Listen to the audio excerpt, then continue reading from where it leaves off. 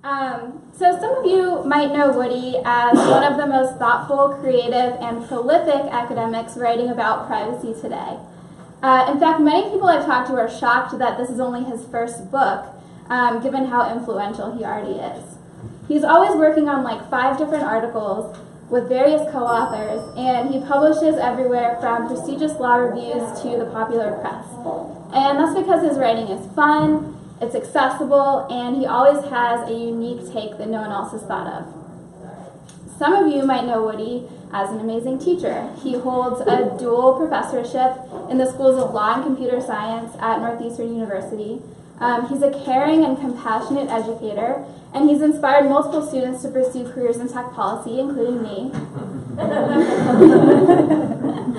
He also inspired his whole class to dress like him for Halloween. That's true.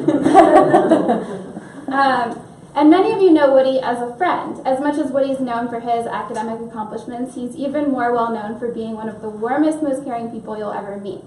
And if you don't know Woody, you will want to buy his book by the end of the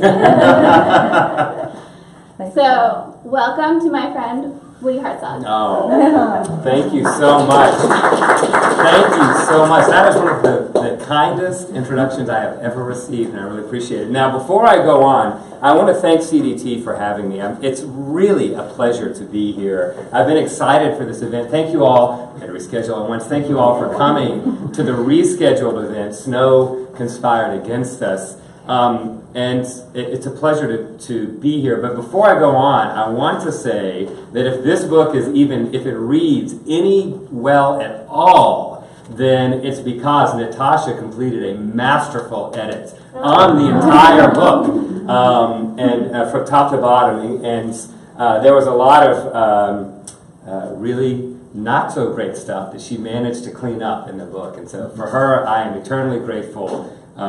And she also was a student of mine, and so I'm incredibly proud to see her here and the amazing work that she's done here at CDT, and I'm happy to see where she goes from here. All right. She's uncomfortable. She's super uncomfortable, so I'm going to stop talking about that now. Okay, so I want to do a very brief version of the book, but I think that I'm going to hit some of the major points. And in the book, I really quite simply try to make 3 points. 3, I think, relatively simple points. 1, we should know why design matters for privacy, because it does. 2, and this is the main thesis of the book, privacy law should take design more seriously than it does now. And then at the end, I say if we're going to do that, lawmakers need to have a plan. A design agenda should have roots not in data protection law. So I'm picking a little bit of a fight, and maybe this is something that we can bring up in Q&A. I'm picking a little bit of a fight with common data protection regimes around the world, including the GDPR, which I know everybody thinks is better than sliced bread, but I have to say I think that there are some virtues of consumer protection law and surveillance law that don't necessarily get reflected in standard data protection regimes. And so I think that there's some wisdom there that should inform the design agenda, and that's a lot of what the book is about. Okay, so point 1, design matters for privacy. What I mean by that is basically 3 things. Design is everywhere, design is power, and design is political. Let me say what I mean by those 3 things. First of all, does anyone recognize this? Yes. Anyone? What is this? This is it's like Snap or whatever. Snap. Yeah, that's right. This is. I mean, I was like, I don't use it, but it's saying it's going to disappear in 7 seconds. That's right. Yeah. This is the user. This is actually the marketing material for the very first user interface for the social media app Snapchat. And this was when they were introducing themselves to the world, what it looked like, right? And they put it up here, and there are 2 total words in this entire thing, right? But without any direction at all, I bet every single one of you, even if you pretended not to know what Snapchat is, and many of you may not, know exactly what this is for. Right? You've got the seconds, it's the scrolling option, right? The fact that you can select how long it appears for. It's meant to share with people, you can tell because of the send arrow and the time. And then, and this is the more subtle part, but I think maybe even the more pernicious part, you've got this very subtly cropped photo in the background, right? Which is, A, subtly cropped in such a way that you actually can't even tell whether these women have clothes on or not. Which, of course, for those that remember, I don't think Snapchat is always used for this now, but when it first came out, Snapchat gained the reputation as being what? The sexting app, right? My mom actually got Snapchat. She was like, when it first came out, she was like, we can Snapchat now. I was like, Mom, no, not using Snapchat. And all of that is done without any explicit instruction, right? It is an atmosphere created to make you feel safe, right? It invites you to take risky pictures, right? That's the implication of this entire user interface, is you can be risky with us because it disappears, it feels safe. And sometimes things are so common that we don't even notice them, like all of these sort of design elements that pop up here. What is this? All of you probably know it. This is Glass, right? Google Glass. There's a design feature here that's incredibly relevant for privacy, which is the lens, right? The camera. And now for many people, some people think that Glass may have had a future if not for the camera, right? But maybe that was just a bridge too far. People just couldn't quite get over the fact that there was a technology that was designed to be able at a moment's notice to be turned on, right? So notice that the design, now when I brought this up, sometimes people would say, well, people carry cameras around all the time, right? Every single one of us has the persistent surveillance device in our pockets. But of course, what's the major design difference between our phones and, I guess now I should update this slide to be Snapchat's spectacles, right? Isn't that right? Yeah. Yep. No one has those either. Yeah, no one has those either, right? Probably for I would venture for the exact same reason. What's the major design? It's more obvious when someone's using it to take a picture. Exactly, right? Not just more obvious, but it's easier, right? It's easier for someone to activate. There is a small but significant transaction cost, right, which I talk about in the book, which is that if we want to take a picture, we still have to reach in our pockets or our purse and pull it out and slide the thing, right? And that's enough friction that most people don't go around all the time recording, right? Which gives us what I'm going to say is a little bit of obscurity.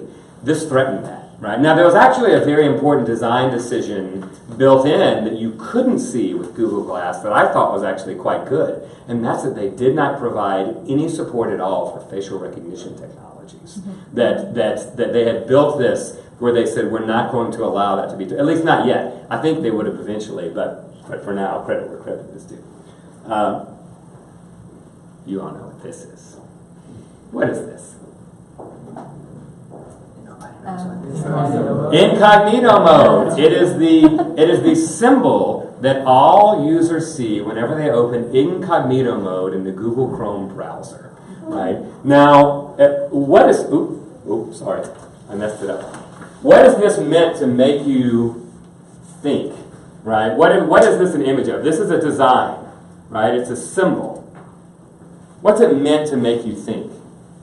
You're hidden. That you're hidden, right? What would make you think that?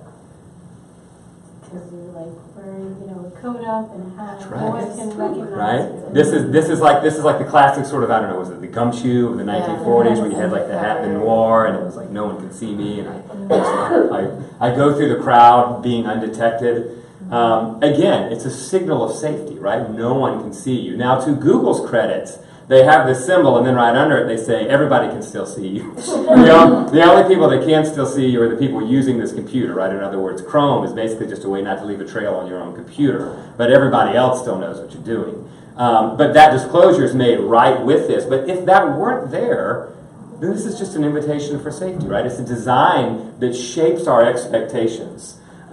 And so it's all over, and a lot of what I try to do in the book is I try to show that design is everywhere in places we haven't even traditionally thought about.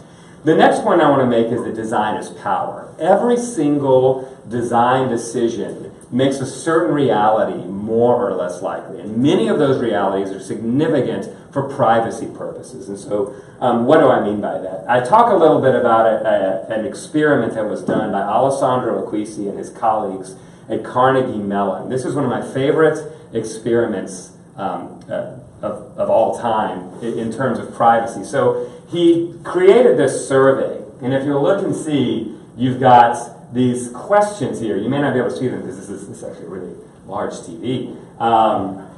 But it said, number 4 is, have you ever smoked marijuana? Question number 5 is, have you ever cheated while in a relationship?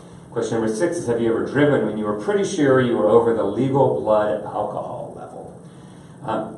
It is questions that is asking you to admit to possibly risky behavior, and in many cases, illegal behavior.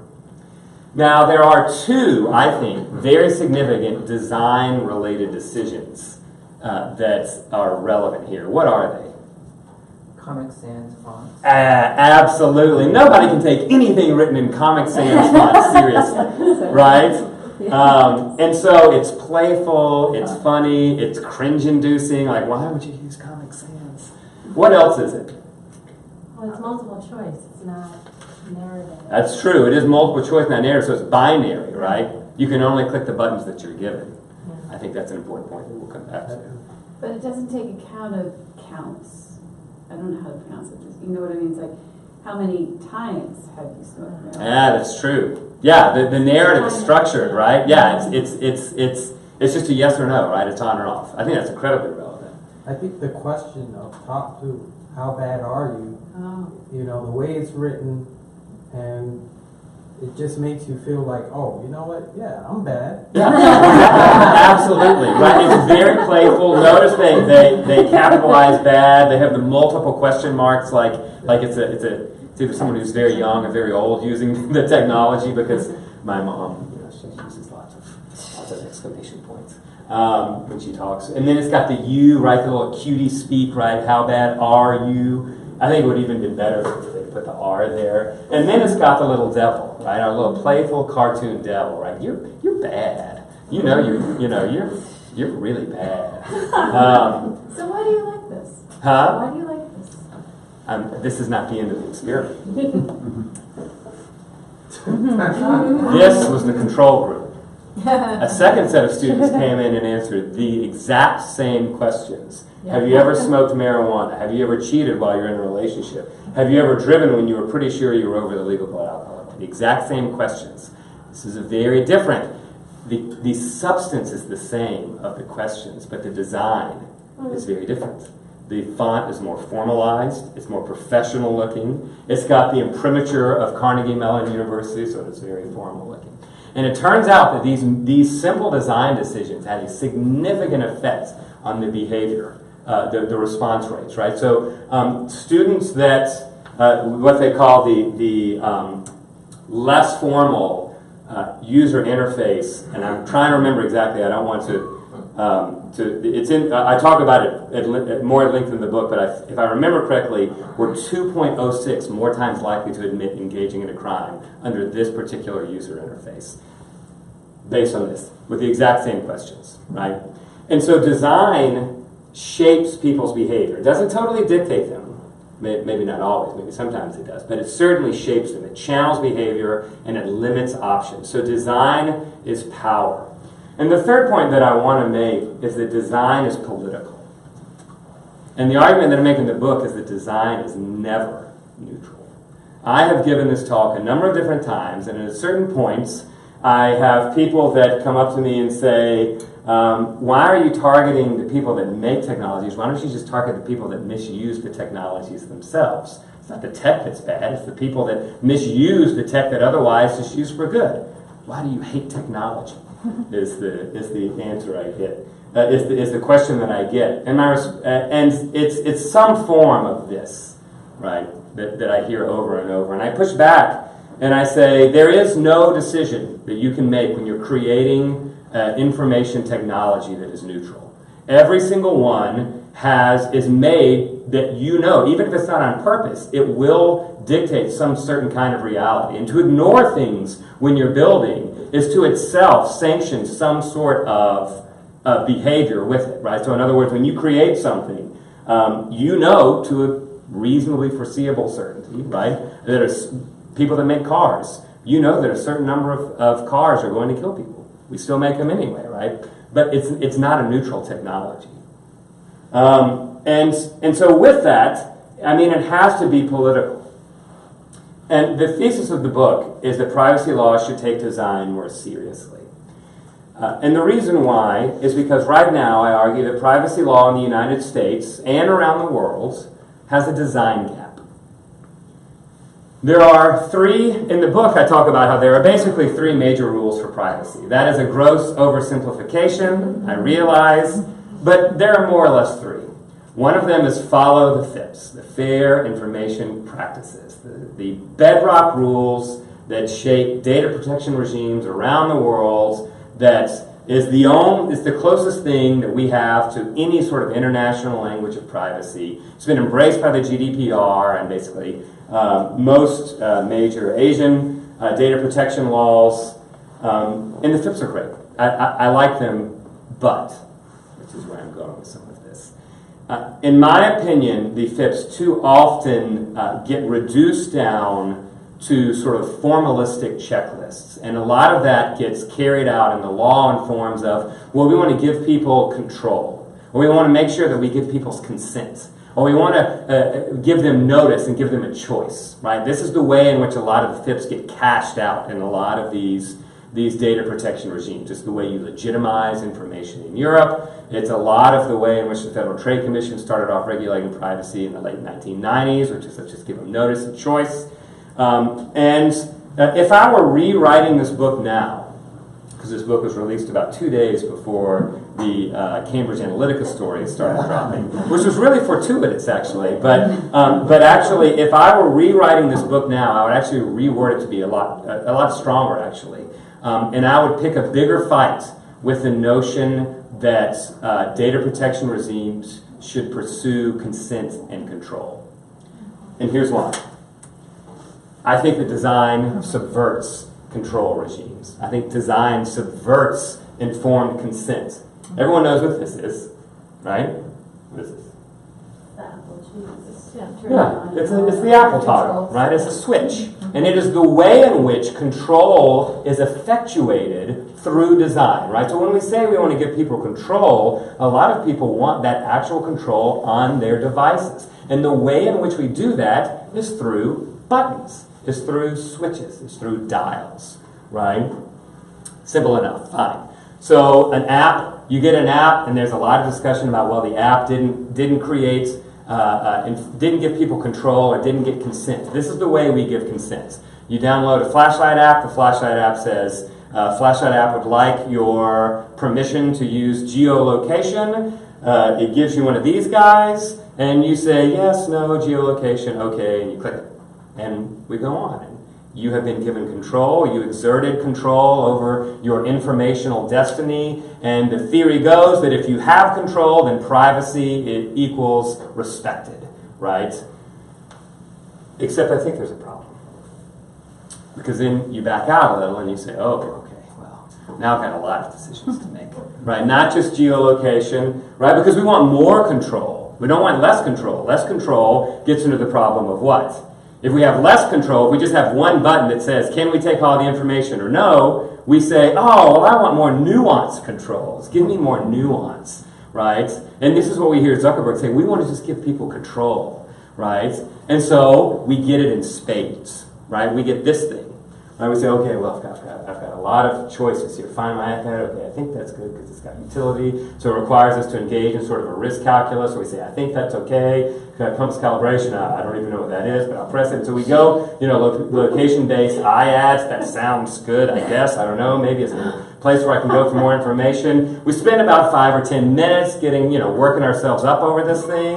And we say, whew, okay, finally, I think I have my app set to where I have exerted control over information, and now my privacy is respected. And I sit down, and I press the backup button, and oh dear, I've got a lot of work to do. It doesn't scale. It will never scale. I think that data protection regimes around the world have made a very large mistake by betting it all on the notion of control and consent.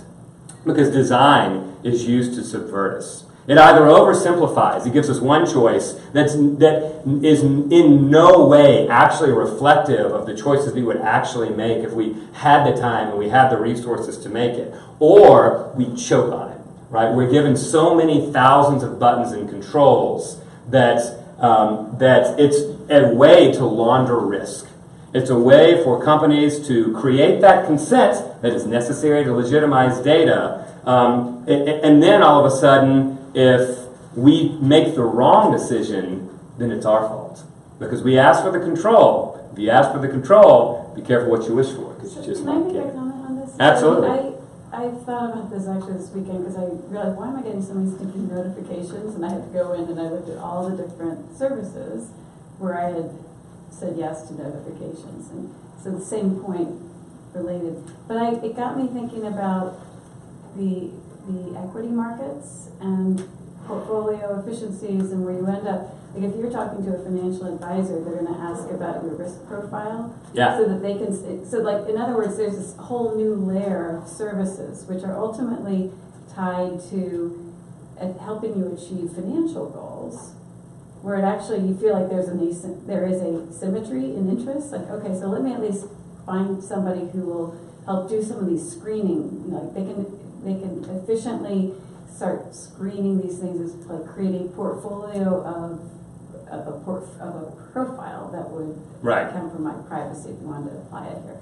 But the problem is that it's not in the end attaining, like helping me achieve anything more than more efficient attention than more efficient portfolio.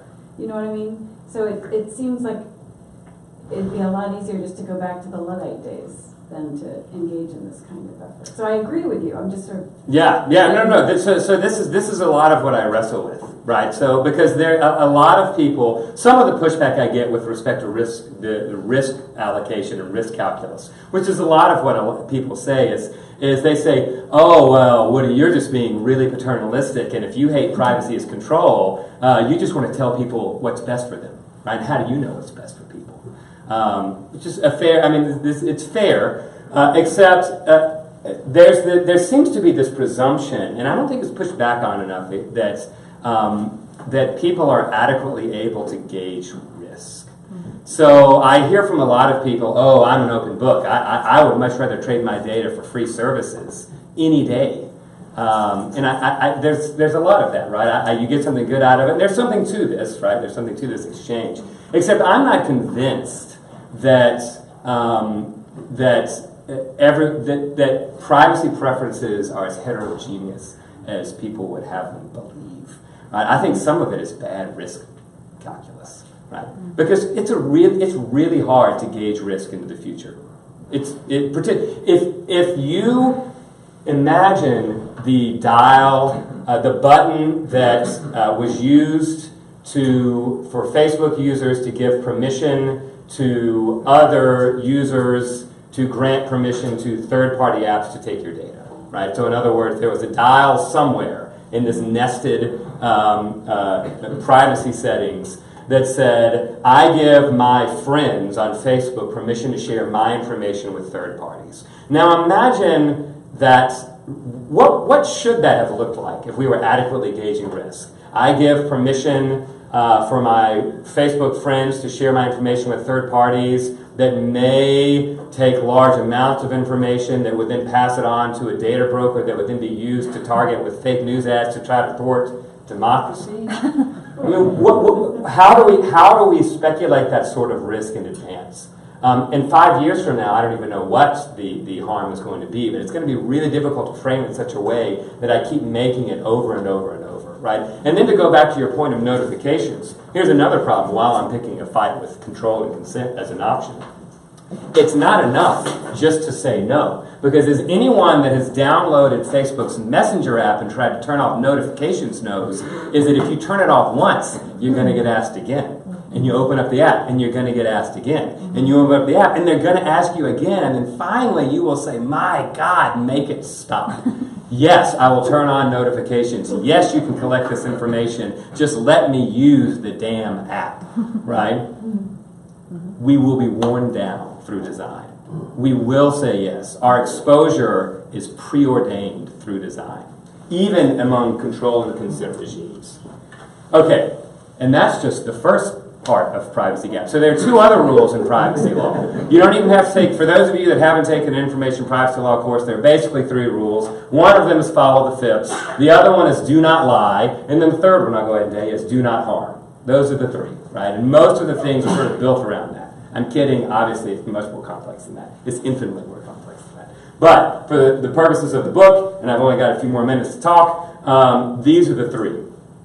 Do not lie, right? So it's easy to be technically accurate, but bury it through design, right? To make it, to obfuscate the truth in such a way that it's almost guaranteed not to sort of filter through, right? And so design can be used to subvert that, sometimes very simply through privacy policies, sometimes through a little more pernicious ways. And then finally, do not harm.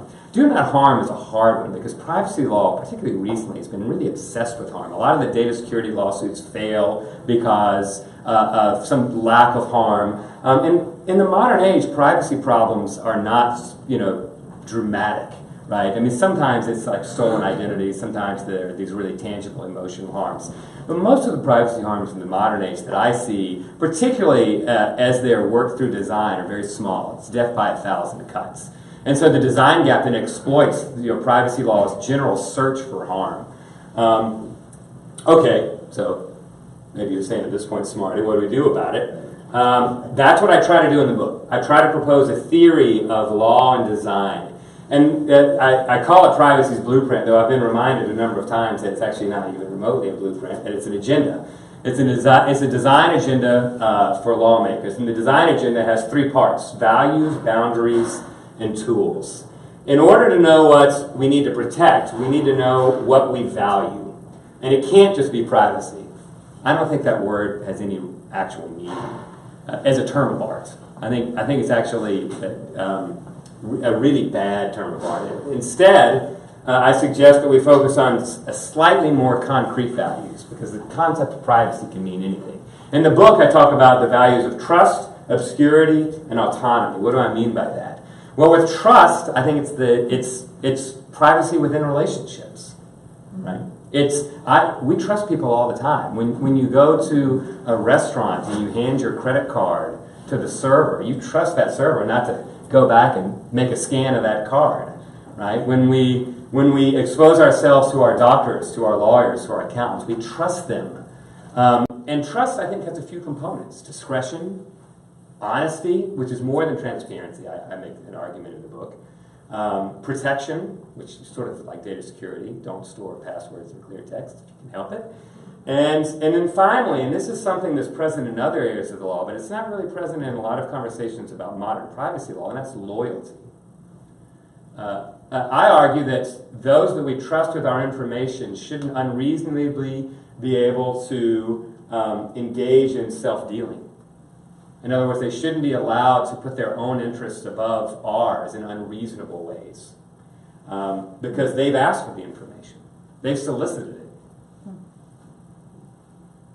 Are we actually trusting those other parties that they themselves won't be harming us? Or are we putting our trust in the legal system that there will be accountability if they do? I think that we're trusting the parties, and that leaves us vulnerable, and the only way that trust sometimes can be maintained is if there are rules to back it up, which is the argument that I make in the book. And I've written elsewhere about the need for thinking about privacy in terms of trust within relationships and generally improving privacy rules around trust generally. Since I'm sorry for inserting a question here, but No. is it trust or trustworthiness? Because I take huge issue with Facebook and other companies that come out and say, we really want you to trust us, which is a feeling that the user inevitably has to have and give to the company, which puts all of the onus on do good things publicly and let me trust you, instead of putting the onus on the company or the data controller, provider, whatever term you want to use, to be trustworthy and to do the things that elicit loyalty and all of the other elements that you listed. So trustworthiness is really what I'm getting at, right? So my argument is that we should have a legal system that makes companies that solicit trust trustworthy. It enforces trustworthiness. Sorry.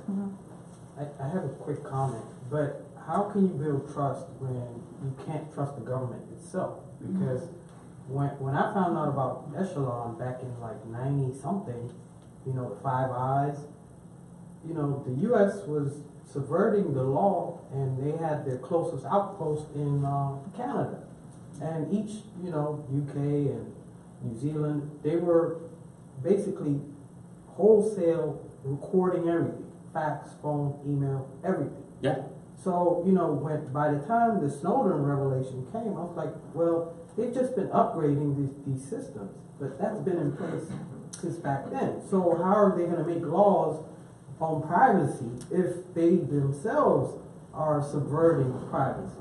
So it's a fair question, but I sort of go back to Walt Whitman here, which is like, do I contradict myself? Very well, I contradict myself. I'm large, I contain multitudes. The government is big, right? Are there certain things that the government does that frankly I don't like? I mean, I got into privacy because of concern over government surveillance. But we can't do it alone. It's something that we need the cooperation of people and government and industry to make this work. And I do, having spoken with a lot of people that work within other areas of the government that aren't in charge of the national security intelligence apparatus, they do incredible work, I think, and need to be supported. So I told Natasha that I was gonna go short, which was a blatant lie. And so I'm gonna speed it up very quickly just to say, and then just so we can get to the panel. The other two, one is autonomy, which I think is sort of self-explanatory, but one that doesn't get a lot of play in the law right now is a concept that I've been writing about a few years called obscurity. And that's the idea that when information is hard to or unlikely to be found, then it's relatively safe. And we live most of our lives in zones of obscurity. We don't think about it that way, but we do. When you're in the drugstore and you're pulling out medicine for yourself, you don't worry about who's watching you over your shoulder. When you're gossiping about your coworkers at lunch, you do so because the coworker's probably not going to hear it, right? I mean, we're at some place 5 blocks down. What are the odds, right? I always am sort of slightly self-conscious if you when you're in a hotel and you're changing clothes and like there's sort of that 1 in a million chance that someone could see you in your 31st window as you change. The odds are almost infinitesimal. Right? We live our lives in zones of obscurity. I flew here today. I don't remember what anyone on my plane looked like at all. I have no idea. And most of you probably don't remember anyone that was on the plane before. You've forgotten. Right? That's most of our lives. And it's worth fighting for. I am not, emphatically not a privacy fatalist. I think that we have worlds of privacy left to fight for, and a lot of it is the obscurity that we live our everyday lives in. And I make the argument in the book that our technology should be able to respect that obscurity. I think finally, our choices have to be meaningful, right? Autonomy is not control. We talk about them sometimes as they're synonymous, but they're not. Too much control can actually sink you. Right? It can actually overwhelm you with possibilities and options in a way that your autonomy is actually infringed. And so I talk about that. And then the final part of the book, I talk about how we should take roots in design protection, and it gets a little wonky at that point, where I start talking about products liability law and consumer safety law, consumer protection law, and some of the rules from surveillance law. And then I basically throw out some rules at the end where I talk about deceptive design, abusive design, and dangerous design. And these are good thresholds to build our rules around. That we actually have rules on the books right now that we can draw from to craft this better agenda around deceptive, abusive, and dangerous design. And so with that, I'll actually skip. I have all these sort of fun... and we don't have to unplug everything. We don't have to regulate everything. In the book, I don't want it to come across as though I'm advocating for some regulator to be like, shut it all down, and just pull the plug on Silicon Valley entirely.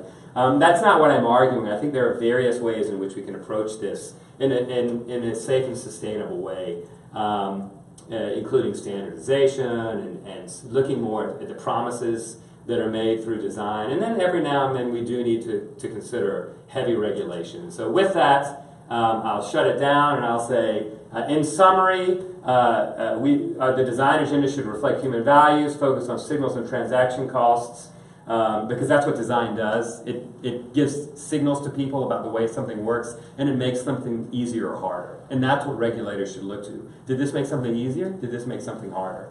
How did design facilitate that? And it should reflect rules in a variety of responses. Okay. Oh, wait, did you want to? Yeah. There. Okay, so that's it. Thank you very much, and I'm happy to go straight to our panel. Just to get the bios. Do I need to go somewhere? No. I'm just going to move these chairs more to the center. Okay. Yeah.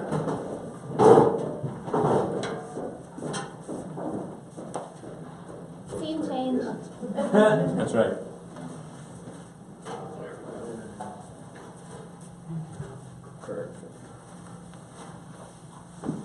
We pick in the middle. I don't know. Where should I go? Yeah. Yeah? Right next to your book. Yeah. Right, yeah. Where's the book? Where do you want to sit? Sure.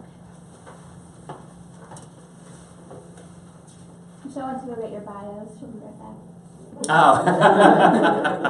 I just sold her out. Oh, okay. Intimate setting. We could have just introduced ourselves.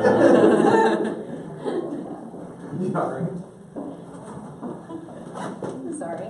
All right. I forgot the bios, which is important because these are some very illustrious people we have here tonight. Thank you for that excellent talk. That was really fun to listen to. So let me just introduce everybody up here. This is Michelle Mazurek. She is assistant professor in computer science and You mean the Institute for Advanced Computer Studies at Thank the you. University of Maryland. It's very an acronym I was Bell. unfamiliar with. Yes. And affiliate assistant professor of the iSchool at the University of Maryland College Park. Thanks so much for being here. And Terrell McSweeny was sworn in as Commissioner of the Federal Trade Commission on April 28, 2014, and ended her tenure on April 28, 2018. She has a very long bio, but in the interest of time, I will just say it's incredibly impressive, including serving as the Chief Counsel for Competition Policy and Intergovernmental Relations for the U.S. Department of Justice Antitrust Division, serving as Senator Joe Biden's Deputy Chief of Staff and Policy Director in the U.S. Senate, and as counsel on the Senate Judiciary Committee. She was also the Deputy Assistant to the President and Domestic Policy Advisor to the Vice President. So thanks so much for being here, and of course, Woody. Hi. I have to say, Woody, your book, which we managed to get an advance copy of, was incredibly inspirational to the privacy and data team, especially in this moment where there appears to be some interest or leverage or possibility for privacy legislation. So before we get into that, I'm just going to challenge you with one question, and that is, what do you think is the weakest point in your argument that design should provide the blueprint for privacy law regulation? And I guess what I'm really asking also is, how do you think companies will subvert this, a privacy regime that's based or has elements of design? So there are two things that I worry about the most, and have been even worrying about a lot more since the book has come out. One of them is the design agenda. A fair criticism of the design agenda is that it doesn't actually affect a lot of the business models or that companies are operating on in the first place, which is a lot of the root of a lot of major data problems right now. Because they're designing for monetization and growth and engagement.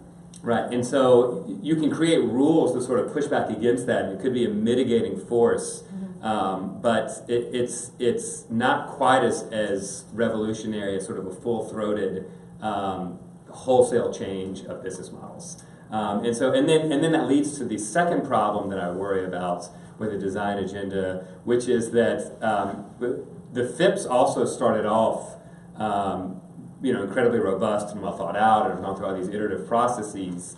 But then the way in which they get implemented sometimes sort of falls into checklist mode, right? And one of the things I worry about, even with the GDPR, is that we're seeing like a lot of it seems like, get your GDPR compliance sticker here, right? Get it there, and we got a 75 item checklist, and that's all you have to do. And I'm worried that the same thing could befall design rules, that it would get pushed into a sort of rote checklist that is compliance in name but not in spirit. Okay. So, Terrell, you have worked on some design cases at the FTC, like the Vivian case. How do you see an agency like the FTC engaging in design regulation? Would it be something that would be sort of developed, or would it be a safe harbor, or how would that work, do you think? Well, this is really fun. Thanks, Woody. Thanks for having Good book talk. Your book was mandatory reading in my office when I had one, and it's really fun to actually come talk about these issues and not have to disclaim anything. Right. I'm giving you my view. It's now just my view. I knew the FTC is going to be passing regulations. So let me say this. I do think the FTC as an agency has been looking at the idea of design for a very long time. Well, not a very long time, but in this world, a long time.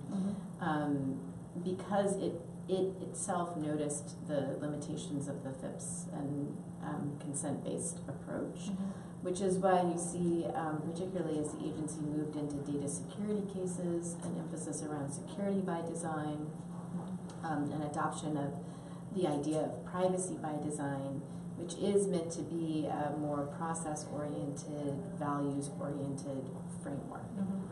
So I think the agency acknowledges that design is a really crucial element here, and that design means something that is more systemic and more based on sort of what Woody's talking about, as opposed to a formulaic checklist kind of enforcement. Right. I guess I would argue that the FTC just hasn't carried a big enough stick because it isn't designed that way itself as an agency, and that we need an enforcement agency, or maybe more than one, that are designed to really push this kind of design approach more strongly. The FTC, for example, could be made stronger if it had civil penalty authority. It could be made stronger if it had some regulatory authority in appropriate places. It could be made stronger if it was adequately funded. So these are all things that could help just one agency, the FTC, really drive more towards design. But that said, in recent cases, the FTC has started to look at deception in terms of design of the consents, and I think this is an important iteration on what it's been doing with its deception authority. In the PayPal Venmo case, for example, it looked at the multiple choices that were being offered to consumers about how to keep their payment histories private, and decided that the fact that there were so many different settings that you had to engage in was sort of deceptive for people, right? So I think that's an important step in that direction. But the FTC, by its design, is incremental enforcement agency, so it takes time for it to evolve. Yep. Okay. I guess what I'm thinking about is how our mental models and expectations are shaped, and you mentioned this briefly, are shaped by what we see.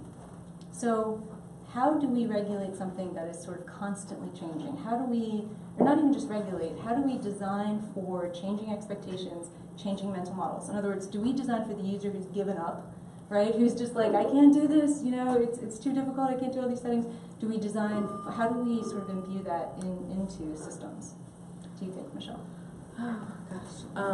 Can you solve that for us? Yeah, right now. I'm going to solve it now. Yeah, I think, obviously it's a moving target, but I think I maybe agree with Woody's point from before, that maybe these things are less heterogeneous than we think they are. So we've done some studies just looking at Android apps, and you can kind of show people, what is seen on screen with some mock app, and ask them, like, what expectations do you have about, what resources were used here? It was, should the app be using your camera? Should the app be using your location? And people are pretty good at being able to say, well, like, I'm looking at this app and there's not any reason for it to need to be using my location here. So, I think even though it's a moving target, I think there's probably some reasonable standard that you could come up with where, it's clear to some majority of people, or some, one of those, you have to sort of look at it to see. Some but bright it's- lines, maybe. Yeah. Like dangerous design. What is dangerous design? That's so compelling and provocative. I'm just curious. What's an example of dangerous design? So the dangerous design, one of the examples of the dangerous design that I think I gave in the book was a design that sort of pulled the rug out of you in terms of exposure, that exposed you too quickly in such a way that you actually can't then sort of reorient your disclosure choices. Okay. And so actually poorly set apps would be dangerous design, right? So if think of if someone sort of turned all the dials in the new iteration of an app, they didn't respect your old settings, and then all of a sudden, we auto download a lot of apps. It's a good idea because it has security patches. But then if it all of a sudden didn't respect the previous privacy settings, you had to go back in. That's dangerous because people are relying on that, right? Like it doesn't match our calculus in a way that allows us to then sort of save ourselves. Yeah, I guess that makes sense. Just a note on that, from my perspective, I think it would be very problematic behavior if already, even in deception, right? Yeah, there's several ways to get at that. Well, so should we tie design to harm? In other words, so that would definitely be deceptive. That would definitely be maybe even unfair, or maybe there are other legal terms. But should it be tied to the idea of harm? Do you think? And that it can be defined in a million ways, probably. Can I add to that question? Yes. And these long consent, like I've actually read some of them, and it's unreal. Yeah. I mean, for a while I was just clicking whatever. Okay, I read it. I consent to, and then, of course I wouldn't do that if, say, I'm at a bank or. But when I look through some of them, it kills me because I don't think the average person would actually read them or even try to understand it because it's written in like lawyer. Do you think that's deliberate? Lawyer speak. It is, and they absolve themselves of everything. I mean, if you've ever read, say, an insurance document, right? I mean, they pretty much say that they're not responsible for anything. So it begs the question, so what am I exactly paying for? Yes. Thank you. I haven't read the book yet, so this may be the answer to my question, but I do think that a product liability construct requires an analysis of harm, right? Because, very, very long time ago, I did some product liability, and that's based on the fact, no one thinks getting your finger cut off by a meat slicer is a good thing, right? Right. That's harmful. We don't want kids choking on the little toy that comes with the teddy bear. Like, it's very clear what is harmful. Though there's lack of clarity there on the privacy side. And I don't know what your solution is, but is it your solution that we need to better coalesce around what constitutes harmful so we can design against that? So what's the solution? How can we have a product liability construct for privacy when we haven't all agreed on what is harmful? Yeah, I agree. So we got, I think, Please several go ahead. strands running, so Yes, I'd like we'll to get to answer questions everyone's at the end. questions. Don't worry, I promise. No. I love this discussion, but in terms of harm, I'm skeptical of basing everything on harm because for the exact reason that you just said. Now, the reason that products liability, I think, focuses on harm so much is because it's a tort-based regime which demands harm as part of, if we recognize it in the courts, we have to have harm. We don't have to. Right? We could borrow some of the good elements from products liability law. One of the things I really like is the concept of reasonable alternative design. In other words, was there a design that could have accomplished what you accomplished but had less, we won't say harm, but maybe adverse consequences, right? Which could include risk, not just sort of actualized harm. And so we could borrow that and then put it into regulatory regimes. And then in terms of the length of consent of terms of use, right. I'm actually writing an essay about this right now. Look for it next week on Medium. Here's the problem, because I think that companies are caught in a bind because to a certain extent, they're only doing what's being asked of them. I think that, and I was an attorney, I practiced law for years, and I would have drafted the agreements the exact same way that are being drafted now, because that's what's being demanded of companies right now. Companies can't win and people can't win under the current regime, either one. It's actually a trap both ways, and here's why. It's the same thing with design. If you make it too simple, and I've read simplistic privacy policies, you're glossing over massive amounts of important information. But if you actually give people what they want, which is all the information, it's too much, right? It sort of buries you, and then all of that is compounded by the fact that there's no sort of moral floor. This is actually a critique of the fair information practices generally, which is that they have no real moral floor, right? In other words, they are a mechanism put in place to facilitate the collection and exchange of information without a sort of built-in values compass other than, I guess, autonomy. But I think that gets perverted in the gears. But maybe. Can I jump in here, because I do think the FTC has had a role in both creating the long privacy policies that now everybody needs to have, because the original intention in the early privacy enforcement of the FTC was to get websites to have privacy policies. So it succeeded really well in doing that, okay? Yeah. Maybe too well. And but then it recognizes that in some ways those documents no longer become meaningful for consumers in a consent-based world for consumers.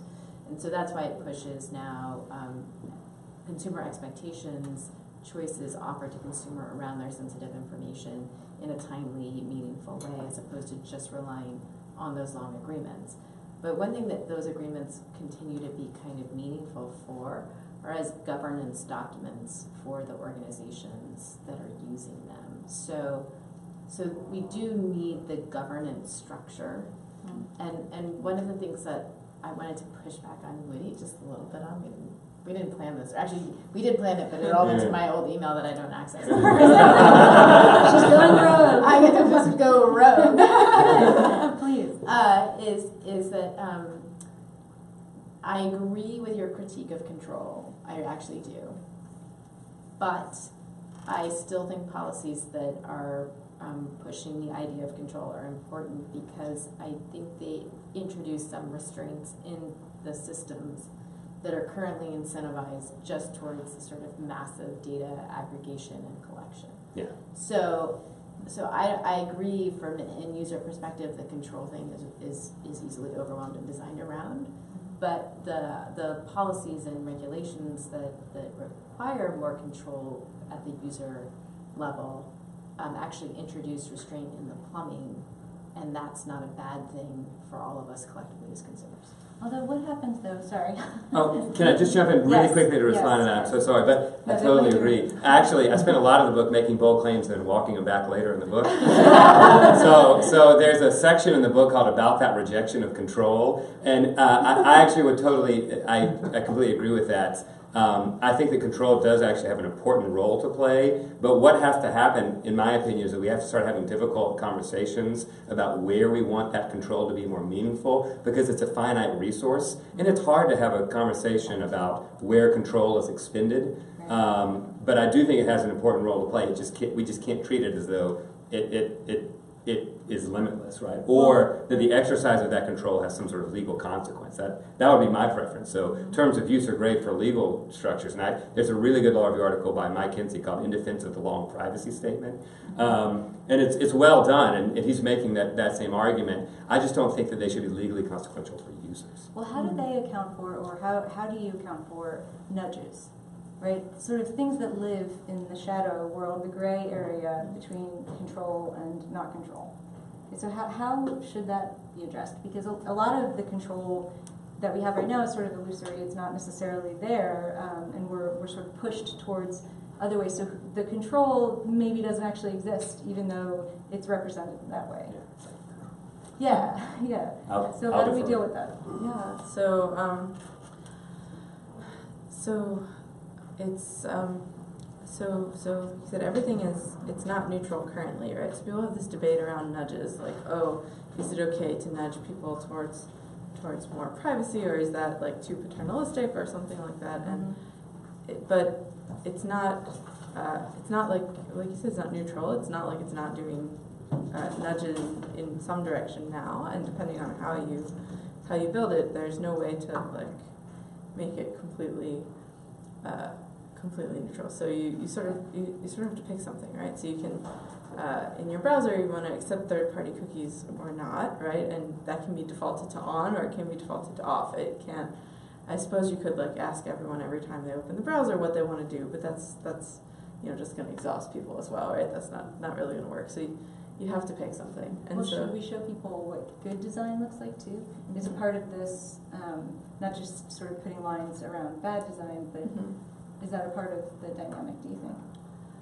Yeah, certainly there are more examples of this maybe in terms of like security than privacy, but there are lots of examples of people actually trying to get better at both reducing the number of decision points that people have to make and making them clearer, right? Like the way that browser warnings have evolved in the past 15 years, they have gone from being like completely unusable to being much better. They're still problematic, but they're much better than they were, and a lot of that has come from coming up with good examples of how to do it. Of course, that's a case where sort of the companies and the end users have kind of aligned interests, right? The company wants people to get better at understanding warnings. It's unclear how well that's going to work when these things are, incentives are misaligned. But it's certainly possible to do these things if the incentives are there, right? Okay, interesting. So you've done some work on user access control, is that right? A little bit, yeah. Can you tell us a little bit about that? Yeah, so some of this is a little older now, but just trying to understand, right? So we have this paradox, I guess, in that, right, asking people to make all these infinite choices about control is not going to work, right? There's too many of them, and it takes too long, and nobody wants to do that, right? You want to use Facebook to like look at your friends' cute babies or something. You don't want to like use Facebook so you can spend hours setting your privacy policies, right? And on the other hand, the things that people want are actually quite nuanced, right? Because we're trying to enact these norms that we have about what information is okay to share in what contexts, and these things are really complicated, right? You can't like write down a 2-line rule of when it's okay to share information and when it's not. And so I've done some work at trying to figure out how to bridge that gap to try to capture people's nuanced intentions a little bit without requiring them to make 10,000 decisions.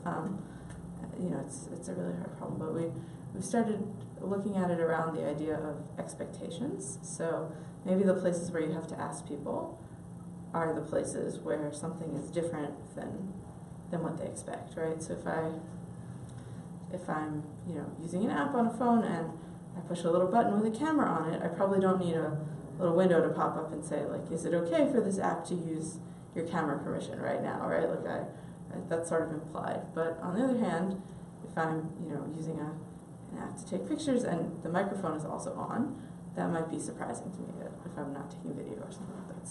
So trying to figure out if we can, in some sort of semi-automated way, relate expectations back so that we only have to ask people about things when it violates some expectations. Oh, so interesting. So asking them up front, and then that should follow every interaction. Which is, the idea behind privacy by design. So one of the things the FTC has been looking at using its deception authority is, again, this notion of defaults. When they're flipped towards collection, especially around sensitive information, the FTC has said that's actually problematic. So the Vizio case, for example, is an IoT case involving smart televisions, where the devices were shipped with a default to collect second by second, millisecond by millisecond viewing information of everything that was on that screen. And the FTC said, no, you can't do it that way, right? And then your consent, which was for like viewing optimization, was not clear, right? Yeah. And really, that viewing optimization consent was about marketing to you based on your second by second television viewing information, which we're selling, right? So again, I think using some of these tools, the agencies and the states can get to some of these issues as well and reinforce this notion of defaults that are kind of more oriented towards being kind of pro the user. That's interesting. Well, so can good design be created by a machine, or does it need to be a human engineer who understands human behavior and human expectations, do you think? I mean, we can set our settings in the beginning, but our behavior might change as we go through an interface. And I guess relatedly, should we consider an interface a contract? And I'm asking you that, Lee.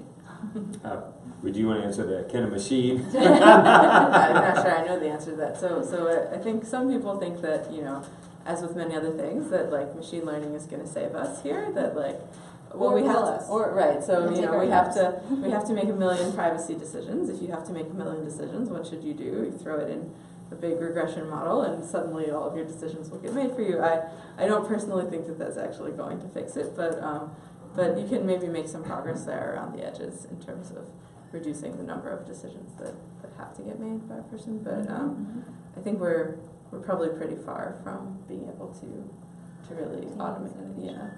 Okay. And that wasn't what we saw on Capitol Hill, right? I mean, there were a lot of answers where like, we're going to have AI that fixes that. Yeah. But that was like the same, like AI is going to fix that. Yeah. We're putting a lot of eggs in the AI basket You right are, now. I agree. Yeah. In terms of can design serve as a privacy promise, I think absolutely. One of the areas, and there's a whole section in the book about this, one of the areas in which I think privacy law, so privacy law is funny because it's all different sorts of law, right? It's contract law, and it's statutory law, and it's admin law, and it's a world of things. And one of the areas that we haven't shown a lot of imagination is contract law. Like we tend to look at the four corners, and maybe that's just because I've taught contract law before. That's the way we teach. That's the way we learn it. And we look at the four corners and we say this is the contract. But a contract is any sort of promise, particularly that reduces reliance. And promises can be made in things other than words. It can be made through symbols. And I'd love to see a little bit more open-mindedness on the part of plaintiffs' lawyers and judges in terms of pushing the boundaries of what constitutes a promise as a matter of contract law. I mean, the poor FTC, they can't do everything, right? I mean, we're asking a lot, or state AGs, right? I mean, there are just limits to those grants of authority, and the common law is a really fascinating area that is defined by its iterative nature, but it has not done a lot of iterating lately. I 100% agree the FTC can't do everything, which is why we need, the FCC, for example, to be involved on telecommunications and some other things. But recently, and I thought this was interesting given your book and your framework, we started to see some engagement by the Consumer Product Safety Commission around IoT security, looking at it with their framework, right, which is hazard, okay, and you can easily imagine some connected things here. It's not so much a privacy hazard as much as it is real safety hazard, or maybe your stuff will catch on fire kind of hazard, which are the things they're very familiar with. But I think it's great that they're looking at whether they have a role to play. Well, so I want to give the audience time to ask questions, but I have one brief remark. I noticed in the book when you sort of compare the industry resistance to regulation to the NRA, refusing any small regulation of or gun control. So I'm curious, what will it take, do you think? I mean, is this our watershed moment? Facebook, Cambridge Analytica, almost seems like there's still momentum, but it's kind of died down. But in particular, design, right? So not just privacy, but what do you think it will take to move the government to regulate design that impedes privacy and security, let's say?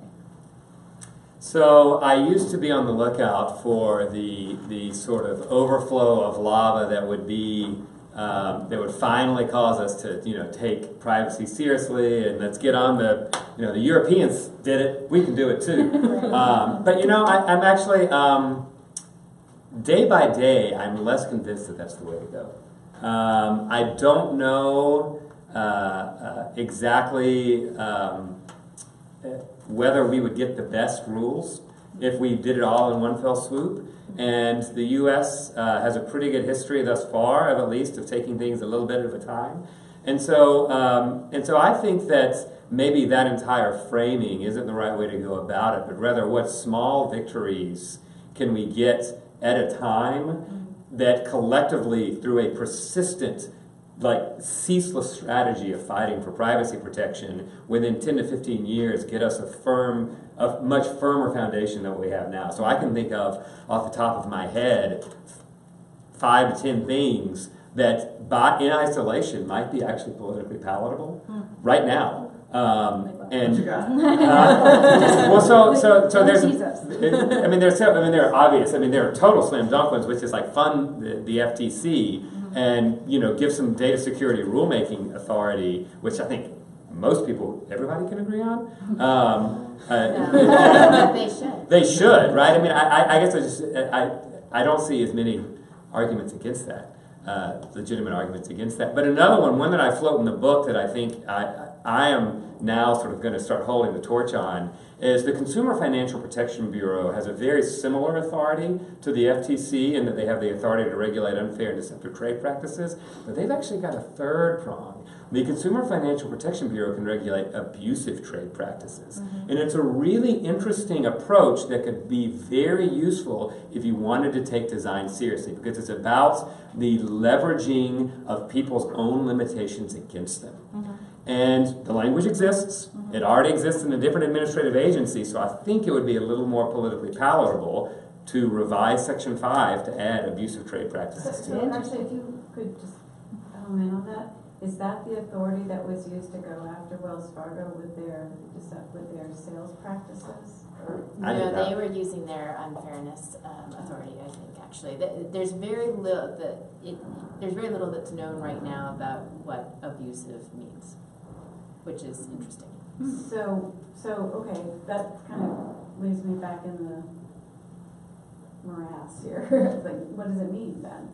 And why is it actually a powerful lever? Oh, I don't know. I think it could be powerful because it's brand new. It's the CFPB as an agency is brand new, and then the abusive trade authority is also brand new.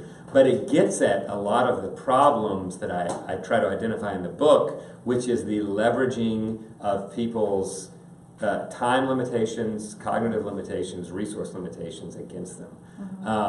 And if you do that in an unreasonable way, what does that mean? You have to figure it out. Common law is pretty good at figuring out what reasonableness is. The entire tort of negligence is a reasonableness tort. Data security law says have reasonable data security practices. We managed to figure out what that is. I'm optimistic that we would be able to figure out what unreasonable abusive practices would be, but it certainly would be one that this is where HCI research becomes profoundly important. And we should have, in addition to having data security people, an HCI person in every office that deals with user interface things. So I'd love to hear, oh, go ahead. No, I would say you're right. I think we need to flesh these ideas out a little bit more. But if in our concept we want to think, okay, the unauthorized use of millions of people's sensitive information to manipulate them is somehow a thing we're going to call off limits, and whether that is under U.S. law actually off limits is unclear, by the way. Like, that could be abusive potentially, right? If we decide it's not unfair, it might be unfair too. It might be. Yeah, and the beauty of the abusive trade practices is that it's not hampered by the harm requirement that's built into the unfairness. Yeah, although it would probably have to be grounded in some concepts of. Oh, sure, yeah, adversarial consequences, but not, I feel like. But it gets us into this use issue, right? A little bit outside of just the deception framework, which is very limited to kind of offering choices, which is what Woody's critiquing. I'm listening to the proposals, remedies that you guys offer, and I don't dislike them, but when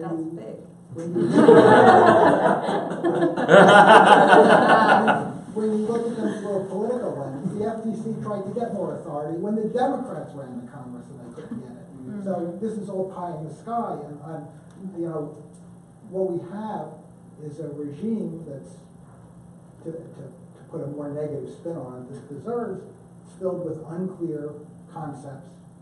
It's confusing, it's exploitable, and all I hear is proposals for more of the same, just different words, different concepts, and the companies will just run rings around them. I don't see anything that I would trade for the penumbra of the GDPR, which is, I mean, it's got its problems, it's got a lot of difficulties, but it's going to force companies to do something different than they're doing, and they seem to be, at least some of them seem to be afraid of the remedies that are there. Even if we look beyond this particular Congress and this particular administration, I'm not sure there's much hope anywhere in legislation, and our computer scientist doesn't seem to have anything much to offer either in terms of wholesale standards. I mean, we can go through everything one by one, except there are a million things out there, and we can only do one at a time. And that's sort of what you said. Let's look at each page and make a decision, and that doesn't get us anywhere either. Yes, I mean, right. So clearly that doesn't scale. I guess. Right. So I'm not qualified to talk about the different legal standards and things like that. But yeah, I think it's definitely possible to make progress in making interfaces that are not deceptive and that don't push people to these things. It's definitely possible to make technologies that don't by default collect all of these things, but the incentives aren't there, and that's not a computer science. Incentives is not really a computer science problem to solve. Well, sometimes it is, but it's. I mean, I agree the incentives aren't there, and one of the things that GDPR does is it has this huge penalty authority within it, and that's why increasing the FTC's ability to, in a first instance, have a civil penalty authority might be a stronger regime to have in place here. And so I do think I think there are ways to strengthen what we have that will drive the incentives to change a little bit more or balance the risks a little bit differently. And at the end of the day, from a policy perspective, what we have now is the opportunity to really study how the GDPR is working and whether the stuff that Woody's worried about happens. So I've got several responses because I agree with you, and one of the things I love about the GDPR is the fact that it does carry such a big stick, and it does seem to be altering behavior in that sense. But politically speaking, I don't see it happening in the United States for the precise reasons that you mentioned, and so I actually. I'll go ahead and say, would it be great if we had GDPR? Sure, and I'd take Article 25, which is privacy by design and by default, and I would firm it up, and I'd make it more than just the FIPS. I'd inject it with the values that I talk about in the book, and I'd like a Ferrari while I'm in it. But I also want to make it clear that when I make these proposals in the book, I'm not proposing this or that. I'm proposing this and that. I'm proposing the entire spectrum be embraced. So I want soft remedies. I want educational efforts. I want funding. I want moderate remedies. I want better process-based, data protection impact assessments. I want contract law to be expanded. I want the plaintiffs' bar to get involved in tort law. And I also want some hard remedies. So I was pushed because there are some of my more radical friends of mine pushed back and said, "You're not going far enough. Give me something meaty that I can deal with." And there's something I'm working on right now. I think as part of the design agenda, we should ban facial recognition. Full stop. And I'm happy to, and I'm willing to this is a hill that I'm willing to fight on. But Tell us why. I don't think that the benefits that we gain from it outweigh the massive potential risks that come from it, and I don't have faith in the systems that are implementing it to avoid the kind of creep that is inevitable. And I think that facial recognition technologies, unlike all other biometrics, are unique. And the reason why is because, A, they are blended to our identities, right? To our face is who we are, so much more than our fingerprints or our gait. The second is this incredible legacy of name-face databases that already exist, right? So driver's license photos, Facebook already has the largest in the world. We don't have that same sort of repository for other biometrics, so regulation is a little easier. And then the third point is that it's a lot harder to shield our faces, right, in public. And so the opportunity for countermeasures is smaller. And I see this slow creep happening right now where facial recognition is becoming normalized. And so if it's going to happen, it has to happen now. So Yeah, and we're relying on individual consumers to make good judgment calls about the risk of consenting to facial recognition technology at scale. That seems risky. yeah, exactly, right? Totally agree. I'm sorry, can I just quickly, okay. So you already have, I think, a major of these already happening, like when the iPhone upgraded, you could have your face scan, so to make it easier for you. So now they have, previously they had the iris, so now they have the face. And then a lot of these things are getting blended. I think we're getting to a point where trust is lost. People don't trust the media. People don't trust the dollars. They're trying to see, wait a minute, they're questioning the whole idea of the dollars itself. So they're jumping on Bitcoin and all these other ones and looking into end-to-end encryption. They're saying, I don't trust anybody at all, period.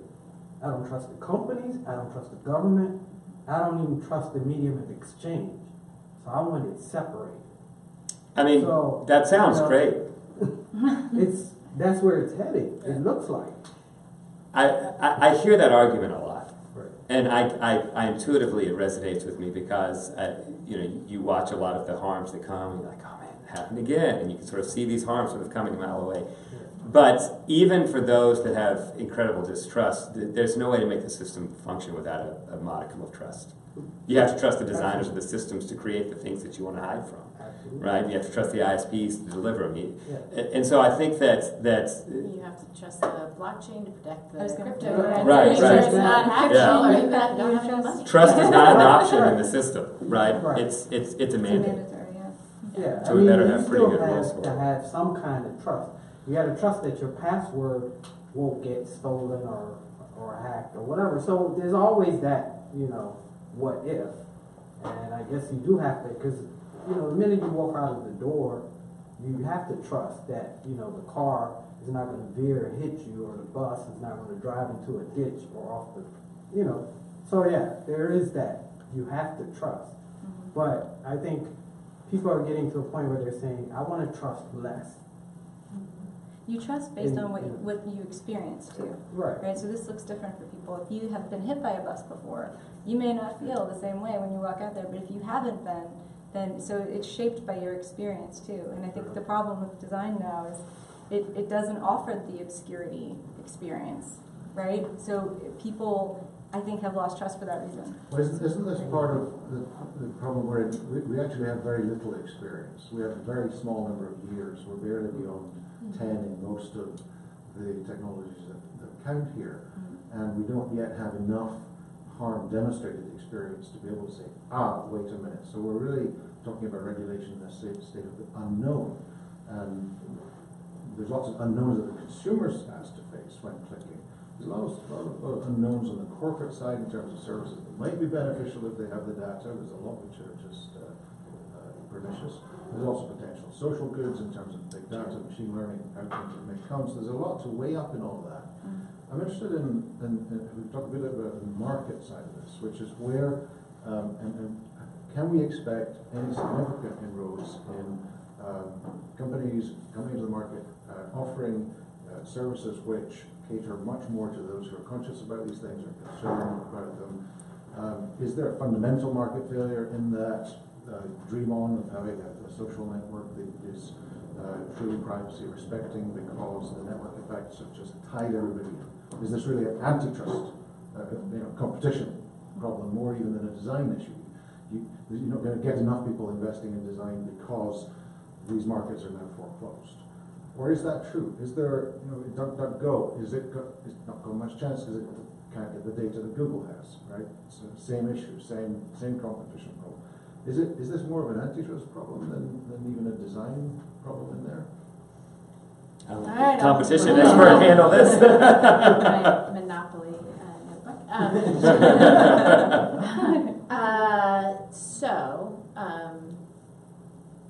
I think this is a really fascinating question, which is to say, normally we rely on competition as a really good force to discipline kind of bad behavior or anti-consumer behavior in the markets, because because it works, and we have a lot of data about how well it works. These markets, as you noted, because of network effects, have kind of dynamics within them that make it very challenging for there to be a tremendous amount of competition.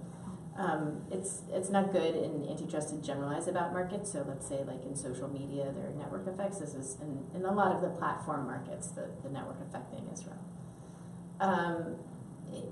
Some economists might say that kind of market structure could lead to winner-take-all markets.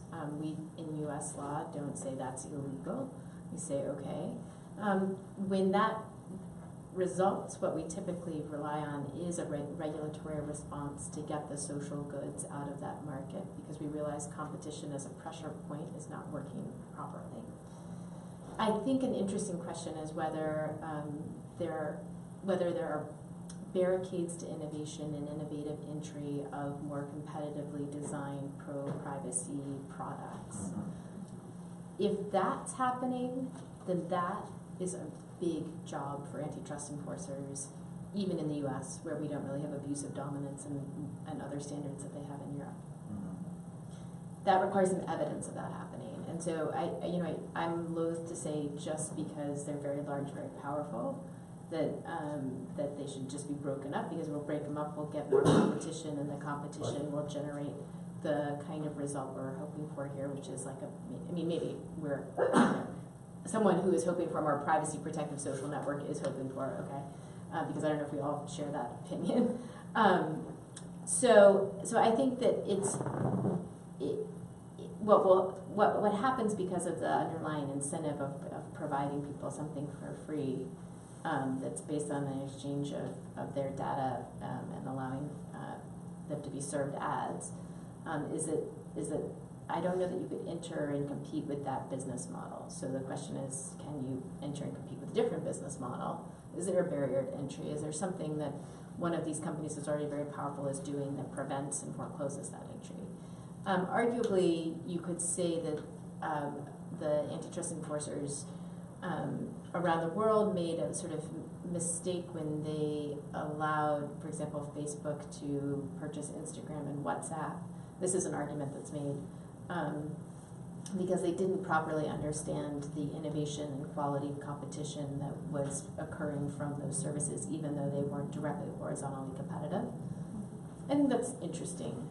It's done, though, and I think kind of re-breaking up companies and unscrambling the eggs is usually very challenging for enforcement agencies to do well. It's not impossible, but it's very challenging.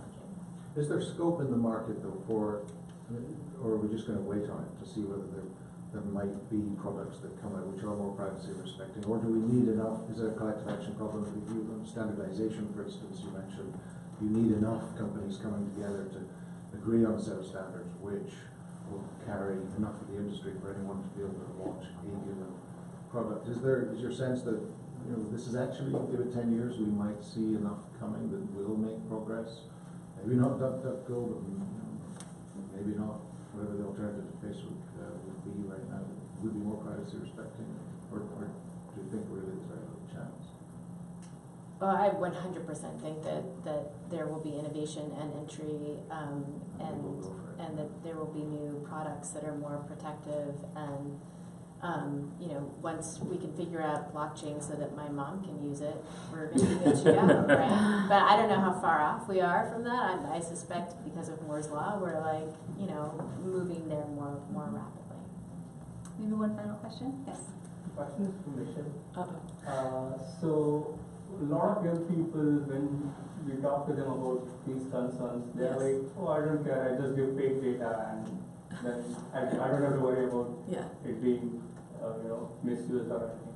So how does this factor into when you try to measure the expectations of the user and what they want, and how much, it's probably, I'm not saying it is, but it's probably possible to measure the expectations and what would, to help design the standards in a controlled lab studies or environments, which we do, but when we want to scale it up and have to actually relate it to the real world, then this kind of practices will totally offset it. So how do we deal with that? Right. So So we don't see a whole lot of people saying that it's okay because I only give fake data. We see a lot of, well, it's okay because I'm not important and so nobody cares enough to look at me. Or we see a lot of, oh, you know, who cares if they learn, you know, what I had for lunch today? It's not important kinds of things. So yeah, I mean, it's definitely the case that that this stuff is complicated and people don't really understand necessarily what they want, and even when they understand what they want, they don't understand how to get it, right? So the privacy paradox says that people, you know, will report caring about stuff more than their measurable behavior will be, and sometimes people interpret that as, oh, people don't actually care, they just want to say that they care because it sounds good, but I tend to interpret that more as like, well, they might care, but they don't know how to do anything about it, or they don't really believe it's possible anyway, right? Like if it's totally impossible to protect yourself, then, well, Google Maps is cool, and maybe I'll get some coupons out of it, right? Like there's not, so of course there are these contradictions when you just try to ask people, but I think there is some hope for scaling up some of these things in terms of like standardization or things like that. You know, if you can have standardized designs or interfaces, things that you know, buttons that when you see them, they sort of, you intuitively know what they mean. These are functionally contracts, right, of how this app is going to operate. And then there is some hope actually of doing some automated work to say, like, is there a standardized interface that matches what's going on in the software in the back? And if they don't match, then there's some problem. Interesting. I like that idea. Well, please join me in thanking our wonderful panelists tonight.